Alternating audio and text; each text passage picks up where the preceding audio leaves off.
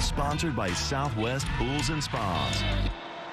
Good evening and welcome to a special edition of KLST News at 10. I'm Carolyn McEnroe along with San Angelo Rodeo shoe boss, Casey Bays. We're going to talk for a few minutes about the rodeos tonight. This was one of those really long days for you and a lot of the other volunteers. 2 rodeos. Yeah, 2 rodeos, 2 production meetings. It's a long day for everybody. Well, and it was kind of an interesting performance tonight. Things got off a little slow in the timed events. Breakaway ropers, tie-down ropers, steer wrestlers were all working to try to get good times, and you know what that turns into.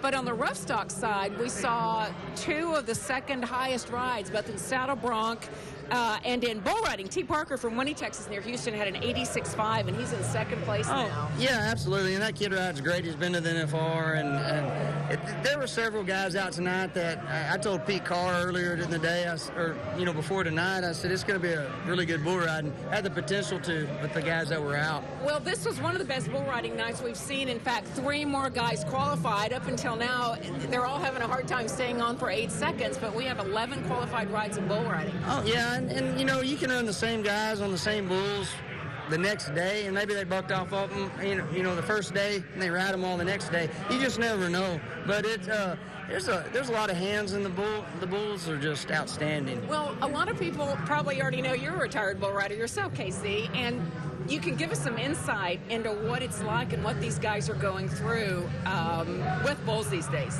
Well, I mean, those guys are they're rodeoing hard this time of year. They've been going. They're probably sore. They're tired, and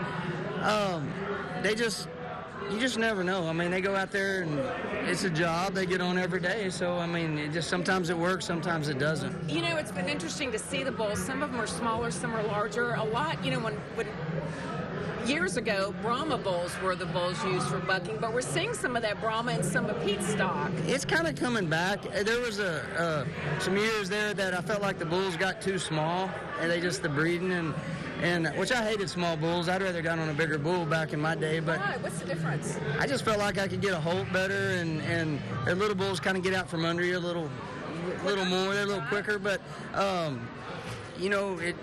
they're kind of getting a little more size to them now, and I think that's helped. But that's interesting. But I mean, it's the bloodlines are just outstanding, and I mean, it's just kind of like the racehorse industry. Really quickly, speaking of bulls, there are going to be a lot of them here tomorrow afternoon for extreme bulls. No, a lot, and it's going to be a fun day, and hopefully some good bull rides. All right, Casey, thank you so much. Right, I know a busy day as we wind up the second week of the PRCA part of the rodeo. Of course, the extreme bulls is tomorrow.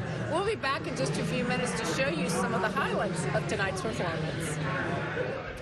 This rodeo update is sponsored by Twin Mountain Fence.